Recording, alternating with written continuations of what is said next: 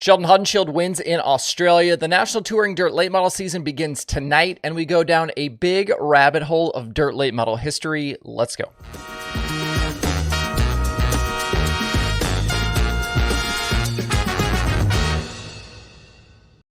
It's Thursday, January 18th. I'm Justin Fiedler. This is DIRTRACKR Daily.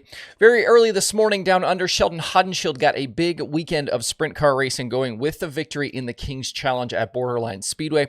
He started 6th and was after Chase Randall for the lead before halfway. Under a red for a big crash at lap 14, Chase Randall actually bowed out after he broke a front brake caliper. That gave the lead to Sheldon. He led the rest of the way, lapping, I think, up into the top 10. So pretty dominating performance.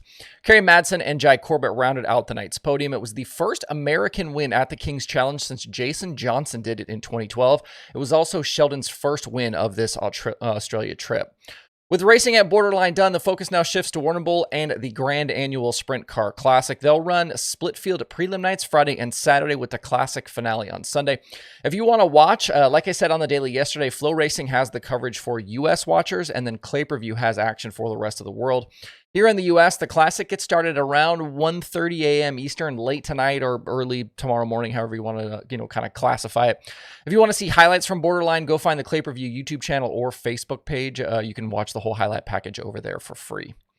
Down at Volusia Speedway Park in Florida, the 2024 World of Outlaws Late Model Series season gets going tonight with the Sunshine Nationals. They should have a big field of cars, and the full-timers list grew yet again. On Wednesday evening, the Outlaws announced that Iowa driver Daniel Hilsebeck has signed on as driver number 19. He brings his number 22 Capital chassis to the Outlaws after finishing 4th in the MLRA standings a year ago. Hilsebeck joins an already stout rookie class that includes Tristan Chamberlain, Parker Martin, Max McLaughlin, Cody Overton, and Dustin Sorensen. And in looking at Kevin Kovac's preview piece at Dirt on Dirt, it looks like Tanner English is signed up as well. But as we talked about previously, he's clearly hedging his bets at the moment between the two national tours. So unless something happens today, we're at 20 right now signed on with the Outlaws. A year ago at this event, Devin Moran swept the 2 races that they were able to complete, while Bobby Pierce and Hudson O'Neill were winners during DIRTRACKR Nationals action. Besides the newly signed on Outlaw regulars, some other names to expect this weekend include Jimmy Owens, Max Blair, Tim McCready, Ricky Thornton Jr., Ashton Winger, Moran, Mike Marlar, and a lot more. So a lot of big names will be at Volusia this weekend. If you're not headed to the racetrack, as is true with all of the Outlaw races, you can watch live over on Dirt Vision. All right, with the current racing stuff done, join me down a dirt late model history rabbit hole, won't you? I know a lot of you probably remember this, but my knowledge of it was pretty shaky at best. I was not nearly as plugged into dirt racing back then as I am now. Those early to mid 2000s in dirt racing were probably the most pivotal in this current era we find ourselves in now. Almost everything we have at the moment can effectively be traced back to, call it, 2002 to 2006. We've talked on the show about the sprint car stuff, but I wanted to dive into the late model side of things that were happening at that time, because I think there are a lot of parallels to what we see happening right now. Back last Thursday, Jeremy Elliott posted an interview video with World Racing Group CEO Brian Carter to his Sprint Car Unlimited YouTube channel. I tuned in because I was curious mostly about what Carter had to say about the current state of sprint car racing. You know, all the high-limit outlaw stuff. About 14 and a half minutes deep, Jeremy asked Carter about the mistakes he's made at World Racing Group, and Carter said he may air some dirty laundry with his answer, but got into the story of the company's purchase of the Stacker2 Xtreme Series towards the end of the 2004 year. This actually happened before the company was World Racing Group. It was still Boundless at the time, and Carter wasn't CEO yet. He was still CFO at that point. As Carter tells it, contractually, the year-end point fund for Stacker2 was not their responsibility to pay in the process of buying the Dirt Late Model Series, even though they did end up paying out the fund, he says, a month later. Earl Pearson Jr. was the 2004 Stacker2 champion, and the uncertainty at the time led Pearson to start looking elsewhere, and that move of not paying the point fund helped lead to the beginning of what was to become the Lucas Oil Late Model Dirt Series. Carter said, quote, "It was one of those mistakes, like we probably should have paid it and we probably should have sorted it out behind the scenes. But at the same time, you're talking about hundreds of thousands of dollars, and it cost me the Lucas Oil Late Model Series, I believe. Earl Pearson and the guys took 30 days to get their point fund money, and that created a level of distrust. That's a pretty big mistake, and that's airing out some real laundry people may not know now almost 20 years later," unquote. Hearing Carter talk about the story reminded me of listening to current Lucas series director Rick Schwallie on Michael Rigsby's podcast a few years ago, and Schwallie talked about the other side of this exact situation. After that season ended and the point fund and the banquet for Stacker2 were in question, Schwallie got all of those series teams together at the Hyatt in Indy around the PRI show to talk about a potential future. With the issues around Boundless, they decided they could put something together on their own and eventually approach the very new NARA series about combining and putting a tour together for 2005. NARA and Earl Pearson Jr. already had Lucas connections, so they got Forrest Lucas and the oil company involved, and they eventually put a full season of races together.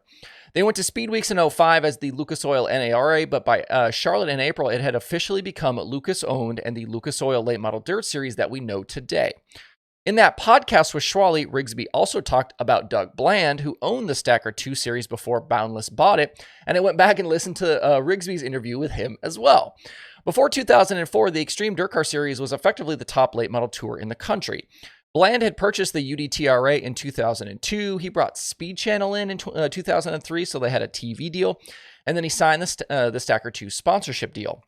Bland had visions of turning dirt late model racing into a much bigger deal, having come from the NASCAR and IndyCar world, and he was well into his plan of doing so. If you remember back from some of the Boundless stuff, the Boundless guys had the same idea for all of dirt racing. 2003, though, was effectively the final year we had just one series on top in dirt late model racing because for 2004, the world split over tires. Bland was looking to rein in the tire stuff and the costs, and he signed Goodyear to an exclusive deal for 2004.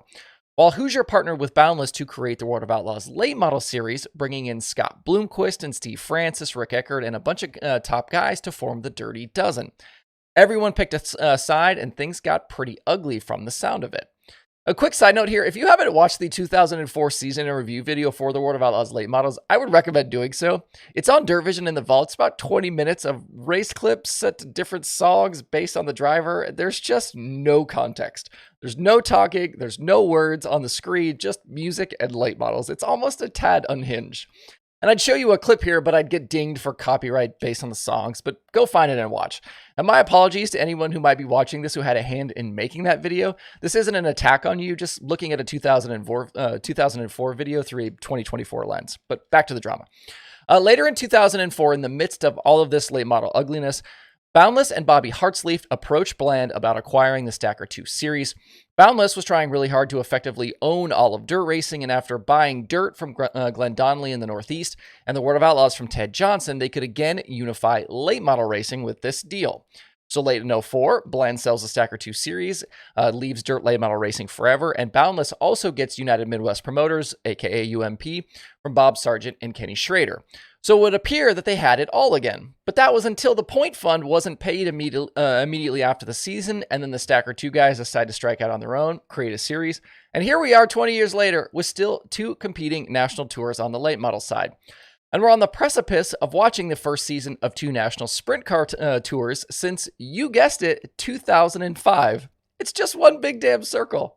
Hope you enjoyed the history lesson. That's the Daily Show for this week. We'll see you guys back here on Sunday.